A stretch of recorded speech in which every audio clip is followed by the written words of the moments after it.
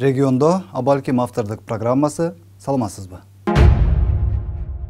Күтүлгөндөй эле, буга чейин бир топ жолу айтылгандай эле, саясатчы эмес киши деле так даана түшүнүп, күтүп турган учурлардын бири орун алды.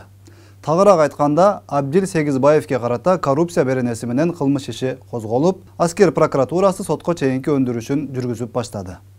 Башкы прокуратура Абдил Сегизбаев Чүй облусундагы жер мыйзамдарын бузууга байланышкан коррупциялык схема боюнча шек саналып жатканын билдирди.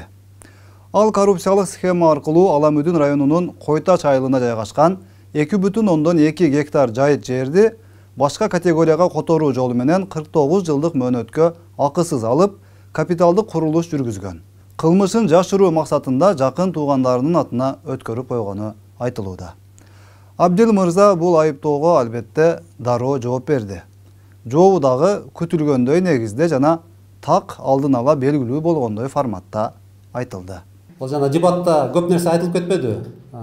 Болгон нерселердин баарын айттым, кандай коррупция болгон, кандай ишмердүүлүк болгон, ошо бийликке келгендердин. Ошолорду кайра улантып дагы бирде эмес чукуп чыгып дагы бирдемени айтат деп коркуп атышат. Бул эки. Үчүнчүдөн эми өч алуу болуш керек. Бул саясий өч алуу. Баягы күтүлбөстөн президенттикке чыгып калды, күтүлбөстөн көп нерсе айтылып калды деген сөз болуп атты. Эсиңизде болсо, Абдил Сегизбаев, Канибек Иманалиев сыяктуу көптөгөн талапкерлер шайлоо алдындагы үгүт иштеринде бир гана нерсе менен алек болушкан. Алардын эң негизги максаты кандай жол менен болбосун Садыр Жапаров менен Камчыбек Ташиевди болушунча каралоо, жамандоо, ушактоо экенин өздөрү даана көрсөтүп беришкен. Бул саясатчымын дегендер президенттик шайлоо боло электе эле. Ал эмес шайлоо белгиленбей туруп эле элдин маанайын көрүп, баалап, өздөрүнүн президент болууга эч кандай шансы жок экенин аябай эле жакшы түшүнүп турушкан болчу. Ошондо эле Жапаров бул айрым кишилердин кандай максатта шайлоого аттанганын жана кандай максатта мынтип үйүрү менен дебатка барып алып, элдин башын айлантуу, чындык үчүн күрөшүп жаткан адамдын ролун ойноо менен алек болуп жатышканын айтып өткөн болчу. Ал эми Камчыбек Ташиев болсо коррупционерлерге, кылмышкерлерге эч кандай аябоо болбостугун, ким экенине карабастан кылган кылмыштары үчүн сөзсүз түрдө жооп берерин эскерткени маалым. Мына ошол теледебатка мен сиздерге ушул жерден эле жооп берейин. Арасында жер саткандар жүрөт, эл саткандар жүрөт, алтын уурдагандар жүрөт. Эптеп эле баягы 2 айдын ичинде ушул кандидат болуп, баягы диги кандидаттын удостоверениясын алып алсам, камалбай турам го, дагы бир нерсе болуп кетеби деген шылтоо менен неме алып алгандар бар арасында. Биздин коомубузда мындан ары эч кандай коррупционер болбойт. Коррупционерлердин бардыгын биринчиден тазалайбыз, тазалангысы келбегендердин бардыгын түрмөгө тургузабыз туугандар.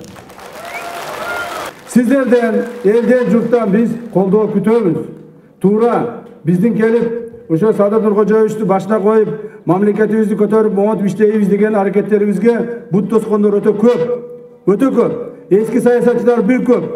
Алардын баардыгы биригип алып бир тарапта болуп, биз Садыр Нуркожоев экөөбүз бир тарапта болуп, ушундай болуп калган күндөрүбүз болду. Бирок элдин күчү менен, элдин колдоосу менен биз мына жеңип келе жатабыз. Мындан ары да жеңебиз деген ойдобуз. Рахмат баарыңыздарга, рахмат. Эми кайсыл гана саясатчыны кылмыш жоопкерчилигине тартпасын, айрыкча ушул президенттик шайлоого катышкандарын же алар менен чогуу жүргөндөрүн кайсыл бир кылмышы үчүн жоопко тартамын десе эле болду. Алардын жообу албетте белгилүү жана анык. Саясий куугунтук кылып жатышат. Мен Жапаров менен Ташиевке каршы чыктым эле. Ошон үчүн мени эми мынтип куугунтуктап, жок жерден, периштедей болуп олтурган жеримен эле келип кылмыш ишин козгоп жатышат деп чыгышат.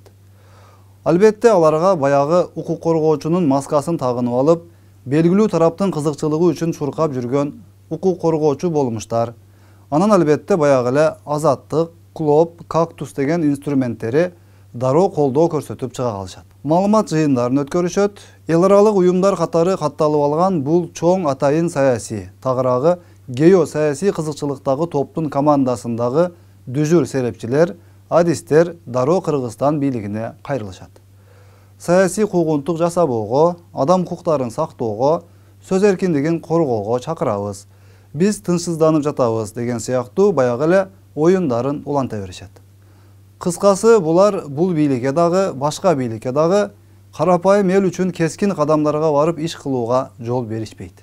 Бул оюнчулар бар экен, демек Кыргызстанда эч качан тынчтык болбошу үчүн болгон күчүн жумшай беришет деп кесе айтууга толук мүмкүн.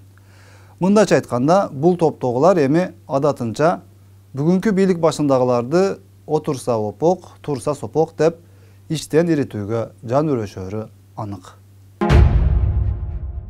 Кыскасы, Садыр Жапаровдун ант берүү аземи 28 январда өткөнү турат. Ошол күндөн тартып Жапаров расмий түрдө президенттик кызматка киришип, жумушун баштайт. Мамлекет ушундай кырдаалда турган чакта албетте бүгүн президент болуп келген кандай гана киши болбосун, аны үчүн өтө оор жана кыйынчылыктар көп болору талашсыз. Президентке бүгүн сиздин, жалпы калың журттун, жалпы коомубуздун жардамы аябай керек. Байкап карасаңыз, бүгүн деле баягы эле кошоматчылар, баягы эле бийликке келген ар кандай президенттин айланасына чогула калып жүргөн топ кадимки мүнөзүндө, кадимки ыкмасында өз ишин кылууга ачыктан ачык эле аракет кылып жүрүшөт. Алар кимдер? Аларга эмне керек? Алар бүгүн эмне кылышат дагы, эртең кандай кылышат экенин кыргыз эли 5 колундай эле так билип болбодубу. Бул кошоматчы топтон мүмкүн болушунча тез арада арылып, ар бирин өз ордуна коюлбаса болбойт экени талашсыз.